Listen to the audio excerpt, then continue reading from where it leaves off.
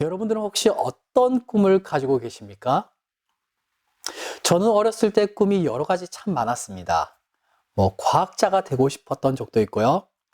경찰관, 혹은 축구 선수, 그리고 호텔리어 등 정말 여러 가지 꿈을 가졌지만요. 현재는 정말 제가 어렸을 때 상상치도 못했던 목사라는 그런 직업을 갖게 되었습니다. 그리고 목사로서 현재 저는 교회 개척이라는 꿈을 가지고 있어요. 여러분, 그러면 저에게 성공이란 무엇일까요? 현재 교회 개척에 대한 꿈을 가지고 있으니 저에게 성공은 어쩌면 교회를 개척하고 성도들이 많이 모이고 또 함께 예배 드릴 수 있는 공간을 또 마련하며 또 우리 교회에게 주신 그런 선교와 교회 개척이라는 그런 비전을 이루어 나가는 것, 이것이 어쩌면 저에게 성공이라고 할 수 있지 않을까요? 우리 모두도 마찬가지입니다. 우리는 다 꿈을 가지고 있죠. 바리스타라는 꿈을 가지고 있기도 하고, 작가라는 꿈을 가지고 있기도 하고, 혹은 성우라는 꿈을 가지고 있기도 하고, 우리는 꿈을 다 가지고 있으며, 우리는 또한 성공적인 인생을 살기를 원한다라는 것입니다. 최근 나왔던 드라마 가운데서요, 서울 자가의 대기업 다니는 김 부장 이야기라는 드라마가 있었습니다. 한 번쯤 보셨을 거예요. 여러분들, 이 제목만 한번 봅시다. 서울 자가에, 그리고 대기업 다니는 김 부장. 이 제목만 보았을 때는요, 정말 많은 사람들이 꿈꾸는 그런 삶일지 모릅니다. 대기업이라는 번듯한 높은 연봉의 그런 직장, 그리고 서울에 본인 명의를 가진 집을 가진 삶. 그런데 이 드라마가 진행되면 진행될수록요, 이 김 부장이 보여지는 현실은 점점 높아져 가는 것이 아니라 점점 바닥으로 치닫는 그런 모습을 보여주더라는 것입니다. 어떤 모습이냐면요, 대기업에서 공고사직, 대기업에서 잘리는 그런 현실, 그리고 그 이후에 사기를 당해서 서울에 있던 그 자가마저도 팔아야 하는 그런 현실을 계속 치닫는 것이에요. 그런데 오히려 그 현실이요, 주인공으로 하여금 가족들 간의 그런 사랑을 더욱 돈독하게 만들어 줄 수 있는 그런 시간이 되었고, 또 김 부장이 보여주는 그런 그 자기 자신도요, 더욱 성숙해지는, 더욱 자기 자신도 성숙해지는 그런 시간이 되더라라는 것입니다. 마주하고 있는 현실은요, 성공과 반대의 방향으로 가지만은 오히려 그 속에서 더욱 익숙함 속에서 묻어졌던 사랑과 그리고 감사가 피어나는 그런 이야기였습니다. 저는 이러한 김 부장의 모습을 보면서요, 김 부장의 인생을 더 응원하게 되었고, 또 궁금해지며 그의 인생이 더 따뜻해지고 깊어지고 있다는 것을 느껴졌는데요. 물론 지금까지의 김 부장 역시 충분히 잘 살아왔지만은 오히려 공고사직을 당하고 사기를 당해 자신의 집을 팔아야 하는 그 이후의 모습이 더 그의 인생을 완성시키고 있다라는 느낌을 저는 받았습니다. 자, 그렇다면 여러분은 이 김 부장의 이야기를 보면서 과연 성공이란 무엇일까요? 우리가 더 성공을 꿈꾸고 있는데 과연 성공이란 무엇일까? 내 인생 성공했다라는 것을 우리가 무엇으로 우리가 측정할 수 있을까요? 우리가 꿈꾸고 있던 그 삶, 내가 바리스타가 되면은, 내가 작가가 되면, 내가 성우가 되면, 내가 서울에 있는 그 자가를 내가 마련하게 되면은 과연 그것이 과연 성공일까? 그런데 우리가 꿈꾸고 있던 삶이 실현되었다고 해서요, 그것이 우리의 삶의 성공은 아니더라라는 것입니다. 오히려 김 부장처럼요, 자신이 바라던 성공과의 삶이 멀어지고 있지만은 그것이 오히려 그의 삶을 완성시키더라라는 것이에요. 물론 우리가 좋은 직장 들어가시길 바랍니다. 여러분들이 꿈꾸던 삶 이루시길 바라요. 또한 한강이 보이는 고급 아파트에 여러분들 사는 꿈을 꾸시길 바랍니다. 그런데 그것이 우리의 삶의 궁극적인 목적이나 궁극적인 성공으로 여기시면 안 된다라는 것입니다. 저 또한 목사로서 교회 개척하는 것, 교회가 부흥되는 것, 이것이 저의 궁극적인 성공으로 여기서는 안 된다라는 것이에요. 그렇다면 궁극적으로 우리의 삶의 성공은 과연 무엇일까? 내가 성공적인 삶을 우리가 꿈꾸고 있는데 우리의 궁극적인 삶의 성공은 과연 무엇일까? 조금 더 정확하게 말씀드리면요. 예수님을 믿는 우리 그리스도인들의 삶의 성공은 과연 무엇일까라는 것입니다. 먼저 답부터 말씀드리면요. 우리 그리스도인들, 바로 우리의 성공, 우리의 인생의 성공은요. 바로 거룩에 있습니다. 거룩. 우리 인생의 성공은요. 바로 거룩이에요. 거룩. 제가 목사로서 교회를 개척하는 것, 제가 목사로서 교회를 개척하고 부흥되는 것, 선교 사역을 이루어 나가는 것, 표면적으로 너무나도 좋죠. 표면적으로요. 하나님의 영광처럼 보이기도 합니다. 그리고 겉으로 보기에는 하나님의 은혜처럼 보여요. 그런데 거룩이 빠진 교회 개척, 거룩이 빠진 교회 부흥, 거룩이 빠진 선교, 또 이를 우리 삶으로 우리가 가져와 본다면요. 거룩이 빠진 우리 삶의 성공은요. 그건 결국 우리 삶의 독이 된다라는 것입니다. 오히려 그것이 우리 영혼을 메마르게 한다라는 거예요. 베드로전서 1장 15절과 16절은 우리에게 이렇게 말씀을 합니다. 우리 함께 읽어보겠습니다. 시작. 오직 너희를 부르신 거룩한 이처럼 너희도 모든 행실에 거룩한 자가 되라. 기록되었으되 내가 거룩하니 너희도 거룩할지어다 하셨느니라. 아멘. 자, 사랑하는 여러분, 우리의 성공은요, 어디에 있다라고요? 거룩에 있다라고요. 거룩함이 우리의 능력이고요. 거룩함이 우리의 힘이라는 것입니다. 왜냐하면은 거룩함을 통해서 하나님의 은혜가 임할 것이고요. 거룩함이 하나님이 쓰시고 역사하시는 통로가 되기 때문입니다. 무엇을 통해서 하나님께서 역사하신다고요? 거룩함을 통해서. 우리가 디모데후서를 보면요. 주인이 쓰시는 그릇에 대한 비유가 나옵니다. 큰 집에는 여러 그릇이 있죠. 금그릇도 있고 은그릇도 있고 루이비통 그릇도 있고 에르메스 그릇도 있고 다양한 그릇이 있지만요. 결국 주인이 쓰시는 그릇은 무슨 그릇요? 깨끗한 그릇. 아무리 금그릇이라 할지라도, 아무리 고급진 에르메스 그릇이라 할지라도 그 안에 오물이 담겨 있다라면 그 주인은 사용하지 않을 것입니다. 주인이 사용하시는 그릇은 깨끗한 그릇이라는 거예요. 온 우주의 창조주 되시며 모든 만물을 주관하시고 오늘도 살아 역사하시는 그 하나님께서 보시기에 좋았더라 라며 인정하는 사람이 성공한 사람이지 않겠습니까? 그리고 성공한 인생이지 않을까요? 하나님께서 사용하시는 그 인생, 하나님께서 쓰시는 그 인생이 성공한 인생이라 할 수 있지 않겠습니까? 바로 그런 사람이 어떤 사람입니까? 깨끗한 그릇을 가진 거룩의 사람, 바로 구별된 사람입니다. 그렇기 때문에 우리는 구별되어야 돼요. 그렇기 때문에 우리 인생의 성공이요, 바로 거룩에 있다라는 것입니다.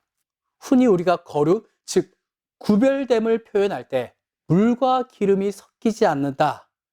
그렇듯이 우리가 세상과 섞이지 말아야 한다. 구별되어야 한다. 라고 흔히 비유를 합니다. 아니, 그런데 우리가 세상 속에 살고 있는데 어떻게 세상과 섞이지 말고 그러면 우리가 세상과 등지고 살아야 되는가? 우리가 저 산에 들어가서 정말 세상과 단절된 삶을 살아야 할까? 그런데 하나님께서는요, 우리에게 세상의 빛이 되라라고 하셨지 교회 안에서의 빛이 되라라고는 하지 않으셨습니다. 그 말인즉슨 하나님은 우리에게 세상 안에서 세상의 빛과 소금이 되어 구별된 삶을 살라라는 것입니다. 그렇다면은 구별됨을 조금 더 우리가 구체적으로 우리가 살펴본다라면은 세상과의 구별이라기보다는 세상 속에서 우리가 살고는 있지만은 죄로부터 우리가 구별된 삶을 살아야 한다라는 것입니다. 할렐루야. 자, 오늘 본문은 우리가 잘 알고 있는 에덴 동산에서의 사건을 다루고 있으며 이는 우리가 창세기 2장 4절부터 그 본문이 시작되는데요. 창세기 2장 4절 말씀 우리 한번 읽어보겠습니다. 시작. 이것이 천지가 창조될 때 하늘과 땅의 내력이니 여호와 하나님이 땅과 하늘을 만드시던 날에. 아멘. 자, 창세기 1장에서 여러분들 어떤 내용 나온지 기억하시나요? 창세기 1장. 창조 이야기가 나오죠. 자, 첫째 날 하나님이 빛이 있으라 하니까 빛이 생겼고, 그리고 둘째 날, 셋째 날, 넷째 날, 그리고 마지막 일곱째 날에 하나님께서 안식하시기까지 이것이 천지가 창조될 때 하늘과 땅의 내력이다라고 말씀을 합니다. 그리고 그 이후에 나올 에덴 동산과 관련된 이야기에 앞서서 여러분 처음에는 하늘과 땅에 대한 이야기다라고 하지만은 에덴 동산과에 관련된 이야기에 있어서는 바뀌어서 땅과 하늘의 이야기다라고 이야기를 하죠. 하늘과 땅에서 땅과 하늘로 바뀌었습니다. 즉 창세기 1장은요 하나님의 창조를 거시적으로 거대한 숲을 보는 그런 과정이었다라면요, 창세기 2장 4절부터는 이제 미시적으로 그 거대한 숲 가운데 한 나무에 집중함으로 에덴 동산을 바라보고 집중하세요. 그리고 그 에덴 동산 가운데 하나님의 형상대로 창조하신 인간을 두시고 그 인간을 바라보시고 또한 집중하시는 것입니다. 그 말인즉슨 하나님의 관심은요, 하나님의 집중은 창세부터 하나님께서 창조하신 그날부터 지금까지 언제나 하나님의 형상대로 창조된 인간에게 있다라는 것이에요. 그런데 우리가 주의 깊게 보아야 할 것은요, 하나님의 관심과 사랑을 받으며 하나님의 형상대로 창조되어진 인간이지만요, 하나님의 창조 속에서 인간은요 무엇으로 창조되었냐라는 것입니다. 인간은요 그렇게 영광스러운 존재로 창조되었지만은 하나님의 창조 속에서 인간은 하늘의 창조물로 창조된 것이 아니라 땅의 먼지로부터 시작되었다라는 것입니다. 창세기 2장 7절 말씀 우리 한번 볼까요? 창세기 2장 7절 시작. 여호와 하나님이 땅의 흙으로 사람을 지으시고 생기를 그 코에 불어넣으시니 사람이 생명이 되니라. 아멘. 하나님께서요 뭔가 멋지게 빛이 있으라 그렇게 하신 것처럼 사람아 창조되어라 라고 그렇게 창조된 것이 아니라 땅의 흙, 이 원어를 조금 더 살려 말씀드리면요, 땅의 먼지로부터 사람을 창조하셨다는 거예요. 그리하여 복음주의 작가로 유명한 C.S. 루이스는요, 이에 대하여 하나님께서는 인간한테 두 가지의 가능성을 주셨다라고 말씀을 합니다. 하나는 하나님의 형상대로 창조된 것과 같이 우리가 영광스러운 존재로 솟아날 가능성. 또 다른 하나는요, 땅의 먼지로 만들어졌듯이 동물적 차원으로 우리가 전락할 가능성이 있다라는 것입니다. 자, 그렇다면 우리 인간에게 이 두 가지의 가능성이 있다라면은 여러분들은 어떠한 가능성을 바라보시고 그 가능성으로 향하기를 원하십니까? 영광스러운 존재로 솟아날 가능성, 그리고 동물적 차원, 땅의 티끌과도 같은 그런 차원으로 전락할 가능성. 우린 그 어느 누구도 동물적 차원, 땅의 티끌과도 같은 존재로 전락하기를 원하지 않을 것입니다. 그리고 이 말을 오늘 설교의 주제로 빗대어 말씀드려 본다면요, 거룩한 자로 살 것인가, 하나님께 쓰임받는 자로 살 것인가, 아니면 하나님께 버림받은 자로 살 것인가, 우리가 죄와 구별된 자로 살 것인가, 아니면은 죄를 즐기며 죄와 어우러진 자로 살 것인가, 바로 이것이에요. 사랑하는 여러분, 하나님께서 거룩하니 우리 또한 거룩하라라는 그 하나님의 말씀처럼 우리 안에 거룩함을 사모하시기를 주님의 이름으로 축복합니다. 우리가 죄를 구별할 줄 알고 그 죄로부터 멀리하며 우리가 하나님을 더욱 가까이 하는 우리 모두가 되시기를 바라요. 오늘 본문의 이야기로 다시 한번 넘어와서요. 하나님께서는 그가 창조하신 인간, 바로 아담을 에덴 동산에 두시고 동산에는 여러 나무와 열매, 그리고 수많은 동물도 또한 있지만요. 동산 중앙에는 두 나무를 보게 하십니다. 바로 생명나무와 선악을 알게 하는 나무. 그리고 아담에게 하나님께서는 뭐라고 말씀하십니까? 오늘 본문의 이야기입니다. 창세기 2장 16절과 17절 말씀 함께 보겠습니다. 시작. 여호와 하나님이 그 사람에게 명하여 이르시되 동산 각종 나무의 열매는 내가 임의로 먹되 선악을 알게 하는 나무의 열매는 먹지 말라. 내가 먹는 날에는 반드시 죽으리라 하시니라. 아멘. 하나님께서는요, 동산의 모든 나무의 열매는 너가 먹어도 돼. 그런데 저 동산 중앙에 있는 선악을 알게 하는 나무의 열매는 먹지 마라고 명령하시면서 그 열매를 먹을 시에 대한 결과 또한 하나님께서 말씀을 하시죠. 뭐라고 말씀하십니까? 네가 그 열매를 먹는 날에는 어떻게 된다라고요?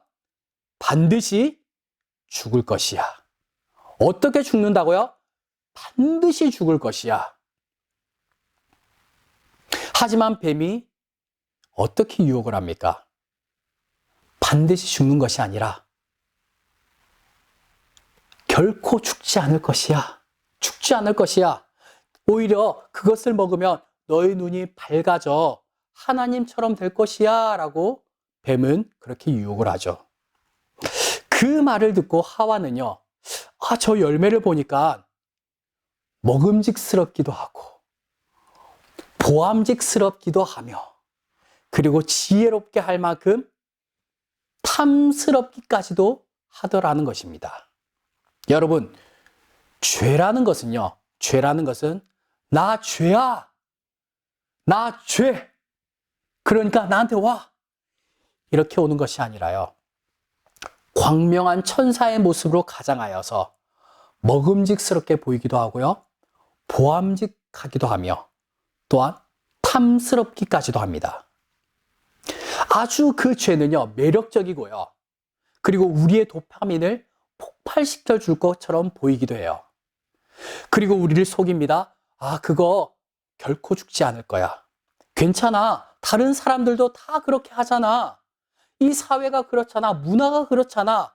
그러니까 너도 해도 돼. 결코 죽지 않아. 라고 사단은 우리를 유혹합니다.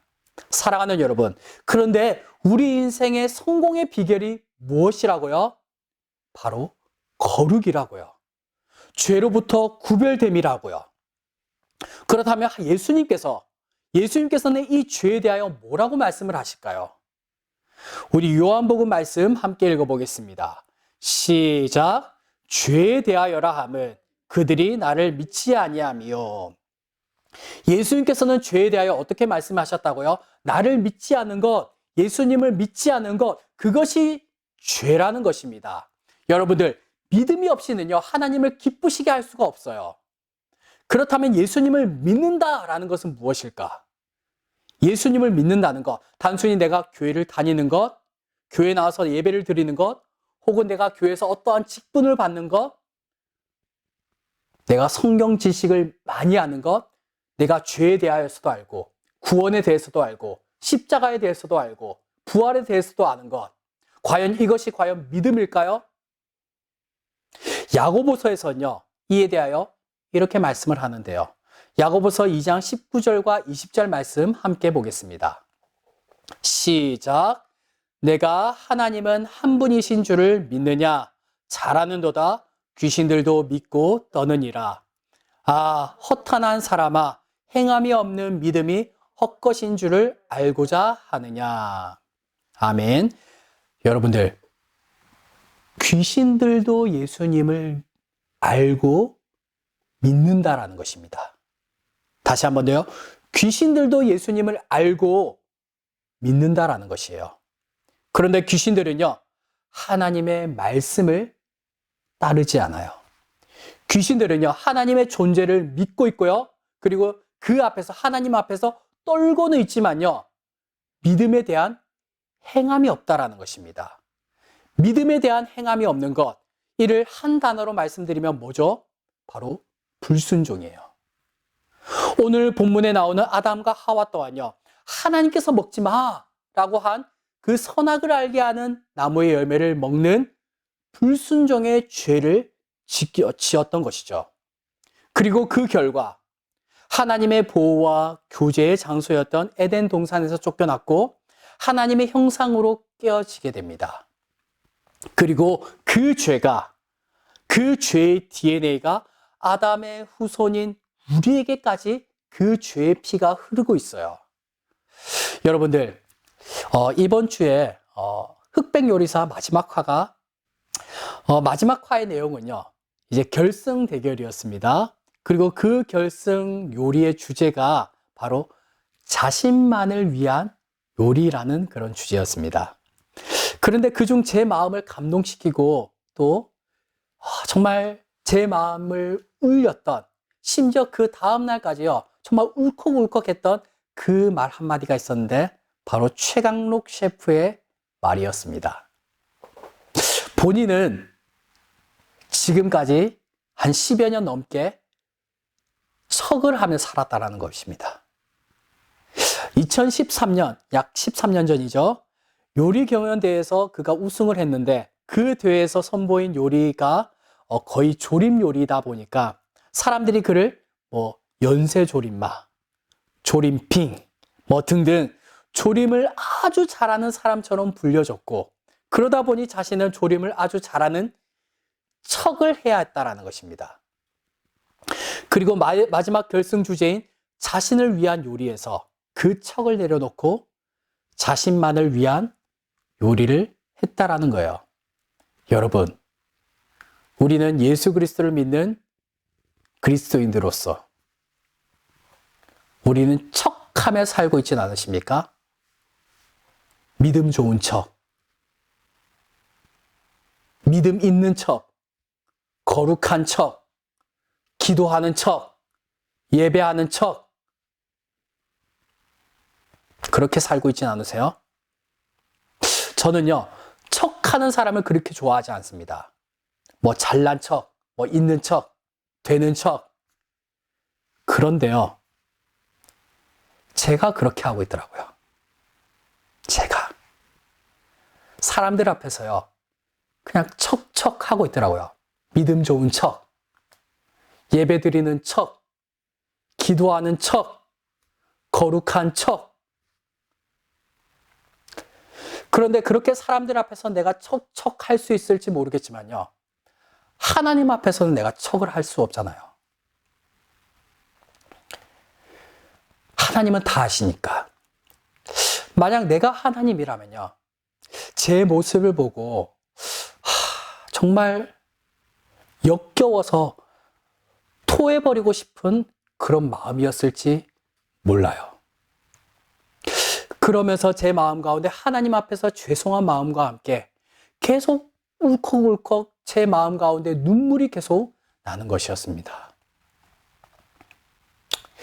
그리고 계속해서 하나님께서 제 마음을 만지시고 속삭여 주시는데요, 죄로 가득한 내가 척하는 그 모습 속에서 또한, 그 죄로 가득한 나의 모습 속에서도 여전히 나를 사랑하시고 여전히 나와 함께 하신다라는 그 말씀을, 그 감동이 나에게 오니까요, 거기서 또 제 마음 가운데 눈물이 활칵 쏟아지더라고요.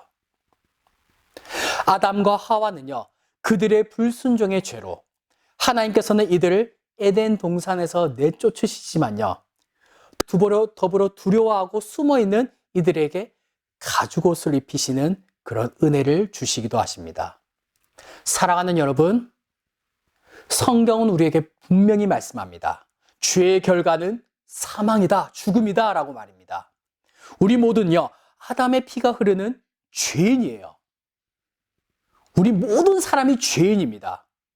이거는 하나님께서 우리를 보실 때 변하지 않는 그런 진리예요. 그런데 앞서 말씀드렸듯이 우리 인생의 성공은 뭐라고요? 거룩이라고요. 죄로부터 구별됨이라고요. 그런데 참 아이러니하지 않습니까? 인생의 성공은 거룩인데 우리는 죄인이다. 여러분, 거룩과 죄가 섞일 수 있다고요? 없다고요. 거룩과 죄가 섞일 수 없는데 우리가 죄인이라고요. 그런데 인생의 성공이 거룩이다? 그렇다면 우리는 성공할 수 없는 것인가? 로마서에서는요, 믿음으로 말미암아 의로 여겨졌다라는 말씀이 계속해서만 나옵니다. 다시 한번 더요. 로마서에선 믿음으로 말미암아 의로 여기셨다라는 말씀이 계속 나옵니다. 믿음으로 말미암아 죄인이 의인으로 바뀌었다라는 것이 아니라요. 우리는 여전히 죄인이지만은, 우리의 속성은 여전히 죄인이지만은 하나님을 믿음으로, 하나님께서 우리의 믿음으로 말미암아 의인으로 여겨주셨다라는 것입니다. 우리가 믿음으로 말미암아 하나님의 자녀 삼아 주셨다라는 것이에요. 그렇게 우리는요, 믿음 좋은 척, 거룩한 척 할 수 없는 존재들입니다. 왜냐하면 이 모든 것이 다 하나님의 은혜이기 때문이에요. 그럼 다시, 우리 인생이 거룩인데 우린 스스로 결코 거룩할 수 없는 존재들입니다. 그렇다면 우리는 어떻게 해야 될까요? 바로 거룩하신 하나님 안에 있어야 하는 것입니다. 거룩하시고 죄를 이기신 예수님을 바라봐야 하는 것이에요. 죄와 구별된 삶을 살라고 해서 죄가 어디 있는가? 죄를 막 이리저리 죄를 살피면서 그 죄를 피하고 죄에 집중하는 것이 아니라요. 우리는 거룩하신 우리 하나님을 바라봐야 되는 것입니다. 하나님께 집중해야 되는 거예요. 여러분, 하나님 바라보십시다. 하나님 바라봅시다. 하나님께 인생의 답이 있고요. 우리 영혼에 답이 있습니다. 우리 모두 거룩하신 하나님을 바라보며 그분 안에 거하심으로 죄를 분별하고 이김으로 하나님으로부터 칭찬 듣고 하나님께 쓰임받는 인생, 성공한 인생 사시기를 주님의 이름으로 축복합니다. 할렐루야.